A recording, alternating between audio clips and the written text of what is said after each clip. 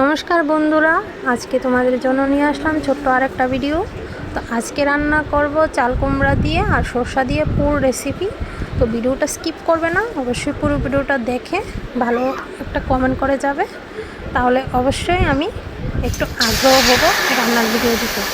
ঠিক আছে, তো পুরো ভিডিওটা দেখো আমি কিভাবে রান্না করছি।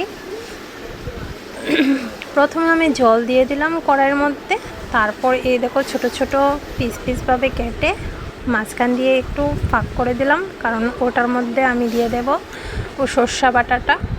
তো পুরো ভিডিওটা দেখো তাহলেই বুঝতে পারবে আমি আমার মতো করে রান্না করছি। অবশ্যই ভালো লাগলে একটা লাইক একটা কমেন্ট করে যাবে। তো আমি জলের মধ্যে এগুলি দিয়ে দিলাম, তো হালকা একটু ফাঁক দিয়ে নেব, নাহলে আবার একটু কাঁচা কাঁচা থাকবে। হালকা একটু সিদ্ধ করে নেব। একটু নুন দিয়ে দিয়েছি জলের মধ্যে, দেখো। তারপর এটার মধ্যে আমি একটা মিক্স বানিয়ে নেব। ওই উপরে যে পিঠালিটা দিতে হয় সেটা বানিয়ে নেব। প্রথমে নিয়ে নিয়েছি ময়দা আর একটুখানি বেসন আর একটুখানি সুজি আর হলুদ গুঁড়ো আর নুন আর কাশ্মীরি গুঁড়ো লঙ্কা দিয়ে দিলাম। তারপর এটা হালকা হালকা একটু একটু করে জল দিয়ে এটাকে ভালো করে একটু একটু করে মিশিয়ে নেব, কারণ ভালো করে মেশাতে হবে। এটা আবার বেশি ঘন মানে পাতলা করলে হবে না। দেখো তোমরা তোমাদের মতো করে এটা গুলে নেবে, হালকা হালকাভাবে একটু একটু করে জল দেবে। ঠিক আছে, এই গুলাটাই আমাদের মেইন, কারণ এটার মধ্যে খেয়াল রাখতে হবে, ভালো করে লক্ষ্য রাখতে হবে।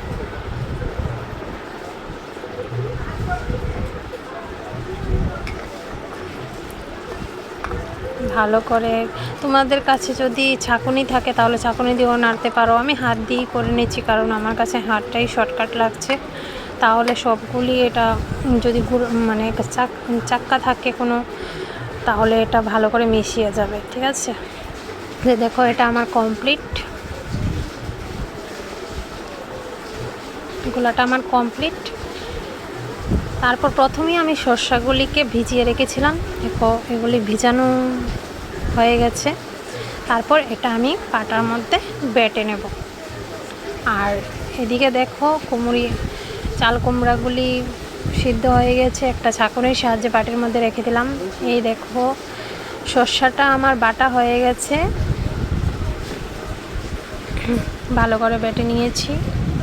তারপর এটাও আমি কড়াইয়ের মধ্যে দিয়ে হালকা একটু নেড়ে নিলাম, নুন আর একটু লবণ দিয়ে, নুন আর একটু হলুদ গুঁড়ো দিয়ে। ঠিক আছে, এটা ভিতরে দিয়ে দেব চাল কুমড়োটার ভিতরে। এই দেখো আমি তিনোটা রেডি করে নিয়েছি। একটা হলো গুলাটা উপরে যে দেব পিঠারিটা, আর এখন তা আবার কড়াইটা আমি ভালো করে ধুয়ে বসিয়ে দিলাম। তারপর সাদা তেল দিয়ে দিলাম, ভালো করে তেলটা গরম করে নেব। তারপর এই দেখো এরকমভাবে সর্ষাটা দিয়ে ভিতরের মধ্যে ঢুকিয়ে তারপর পিঠালির মধ্যে দেখো দিয়ে দেব। তারপর গরম তেলের মধ্যে ছেড়ে দেব।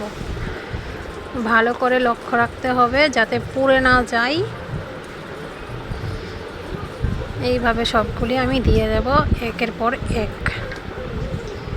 তেলটা ভালো করে 4-5টা ঘুরিয়ে দিতে হবে যাতে লেগে না যায় নিচ থেকে। এই দেখো এক একটা করে এভাবে দিয়ে দেব, সবগুলি দিয়ে দিলাম। তারপর হালকাভাবে নেড়ে নেব। এখন তেলটাও ঘুরিয়ে দিয়েছি যাতে নিচের দিকে না লাগে, যাতে পুরো না যায়। তারপর হালকাভাবে এটা উঠিয়ে কিছুক্ষণ পর 1 থেকে 2 মিনিট পর এটা উঠিয়ে